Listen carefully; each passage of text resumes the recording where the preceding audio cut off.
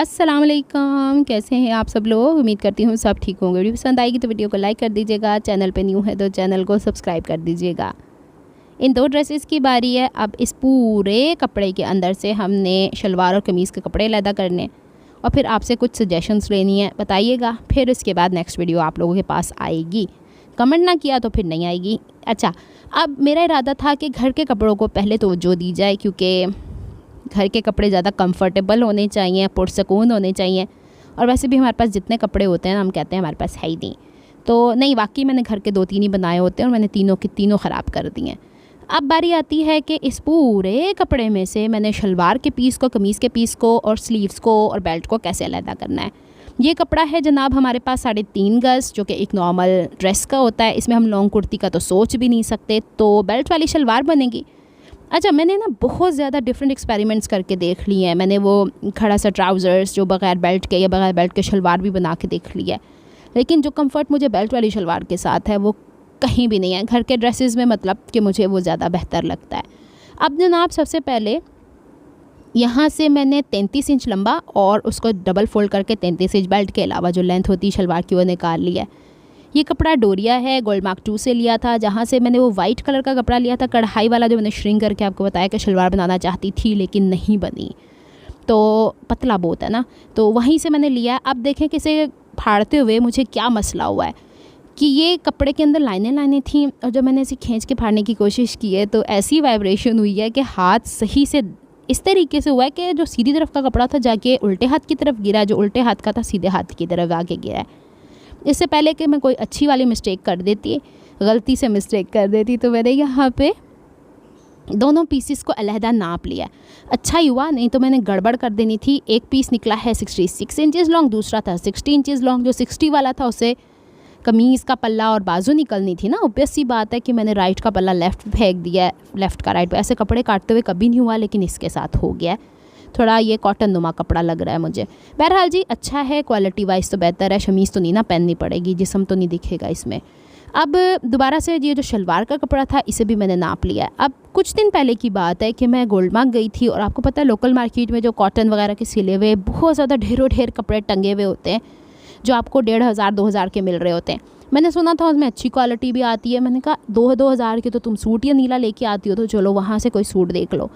मैंने 1-2 दुकानों में देखा, बेल्ट वाली कोई शलवार नहीं थी। नेकलाइन अच्छे बने हुए थे, लेकिन सिलाई थोड़ी ਵੱਡੇ टांकियां ना हुई सी, तो 1-2 तलाइयां कपड़ों का 20 वज जाना सी। फिर मैंने सोचा छोड़ो, खुद ही ले आओ कपड़ा, खुद ही स्टिच करो बेटा, तुम किसी और की सिलाई कभी पसंद नहीं कर सकती। अच्छा जनाब, जब मैंने ये देख लिया कि ये शलवार का ही कपड़ा है, तो चौड़ाई में मैंने 40 इंच कपड़ा निकाला है, ये वाला। और अभी मैंने सिर्फ कपड़े सेपरेट करके रखे हैं, इन्हें मैंने मज़ीद कटिंग नहीं की। अगली वीडियो में जब आप देखेंगी ना इसे, तो इसमें मैं देखिएगा कि इसको यूँ एक दफ़ा डबल फोल्ड करूँगी और फिर लंबाई में फ़ोल्ड करूँगी ताकि फ्रंट और बैक का पल्ला निकल आए। मैं इसी तरीके से शलवार बनाती हूँ। शलवार का कपड़ा मैं घेर कम नहीं करती हूँ। शलवार का मतलब ही क्या हो गया।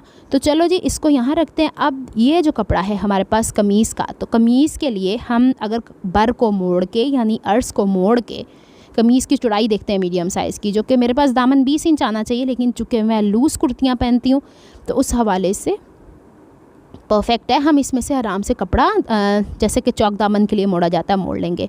पहले मेरा इरादा था कि बाजू इसमें से 25 इंच निकाल के देखूं कमीज़ की लंबाई प्रॉपर बनती है कि नहीं बनती है, तो फिर कमीज़ तो ज़्यादा ही छोटी बन रही थी।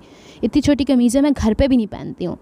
ऑब्वियस सी बात है, आपने उठना बैठना होता है, काम करना होता है, ज़्यादा छोटे कपड़े ओंजी अजीब जे ही लगता है, हर कोई पहन नहीं सकता, हर कोई कंफर्टेबल भी नहीं रहता।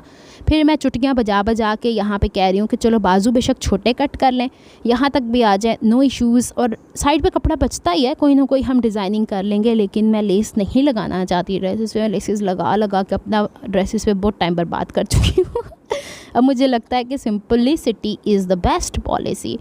तो फिर भी 22 इंच आगे से बच रहा है। अगर मैं 38 इंच कमीज़ की लंबाई निकालती हूँ तो एक दफ़ा फिर वाइब्रेशन के लिए तैयार हो गई हूँ मैं यहाँ पे। और यहाँ पे मैंने कट लगा दिया है और शुक्र है कि कपड़ा चौड़ाई में सही फटा, पता लग गया, डायरेक्शन ही चेंज हो गया। अब सही से इसने मेरे हाथों को वाइब्रेट किया है, बहुत ताकत से इसके साथ काम करना पड़ रहा था। एनीवेज़, अब जो हमारे पास कमीज़ का ये वाला कपड़ा है, इसको हम चौड़ाई के रुख पे रख के फ्रंट और बैक का पल्ला निकाल देने वाले हैं। हाँ, इस पर नेकलाइन थोड़ा सा हम डिफरेंट सा बनाएंगे, अच्छा सा करके। इतने प्यारे प्रिंट को क्यों काटा पीटी करके हम इस पर लेसेस लगाएं, खुद ही इतना हसीन प्रिंट है इसका। छोटे छोटे फ्लोरल्स आजकल अच्छे लग रहे हैं। अच्छा देखें, इसमें कोई कान नहीं है। अमूमन जब हम इसे डबल फोल्ड करते हैं तो कान साइड से तिरछी, मतलब कपड़ा टेढ़ा हो जाता है। ये नहीं कि नाक हाथ पाँव निकल आते हैं उसके। ये हो गए 2 पल्ले। अब आप अगली वीडियो में देखेंगी तो मैं इसको इस तरह फ़ोल्ड करूँगी, नहीं ये इस तरह फ़ोल्ड करूँगी, क्या हो गया मुझे, और इस पर आयरन कर लूँगी और इसी के ऊपर बैक का पल्ला बिछा लेंगे और इसको आयरन कर देंगे। और ये हो गया है हमारे पास फ्रंट एंड बैक का पल्ला, और सामने पड़ती है हमारे पास बाजू। अब मैं इसमें रख के इसे छोड़े दे रही हूँ क्योंकि मेरा अभी कोई इरादा नहीं था इसको कट करने का। इतनी ज़्यादा सेहत ख़राबी से मैं उठ के बैठी थी, तो मेरा बस यही था कि थोड़ा सा काम शुरू करूँ, अपने आप को सेटिस्फाई करूँ कि Anila at least you have started your work. और बाजू देखें, ठीक है ना, आगे हम पलटा लगा लेंगे, एडी भी कड़ी आफत आई। आजकल आपने देखा बाजू फिर 3/4 उठ के, 3/4 नहीं, 3/4 नंगे आ गए। अब यूँ बोलें, पहले 3/4 थे, अब 3/4 नंगे बाजू आ गए। इंतहाई बुरा लगता है, इतनी मुश्किलों से हमने पूरी बाजुओं पे अपने आप को लगाए।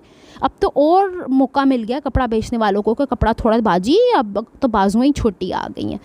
मतलब क्या ही बोले बंदा इन लोगों का। अब इस कपड़े पे आके मैं थोड़ी बेईमान हो गई हूँ। कैसे भला, इसको मैंने फ़्रॉक के लिए लिया था। अब मुझे बताएं कि ये कपड़े के ऊपर अगर मैं सूट बनाती हूँ तो लॉन्ग शर्ट विद प्लाज़ो बन सकती है, लेकिन अगर इसकी वो वाली फ़्रॉक बनाई जाए जो ऊपर से पेटी होती है और पूरी छोटी छोटी चुनें दे के और दामन तक लंबी, या फिर इसमें 3 टाइट्स। लेकिन इसमें एक इशू आ रहा है कि इसके फ्लोरल्स का ना, ये जो एक डायरेक्शन में जा रहे हैं। तो मैंने आपसे शुरू में कहा था कि मेरा इरादा इसका कुछ और बनाने का था। अब आप मुझे सजेस्ट करो कि ये जो हमारा मिलाद आने वाला है स्कूल में, उसके लिए मैं इसकी फ़्रॉक स्टिच कर लूँ, अच्छी लगेगी?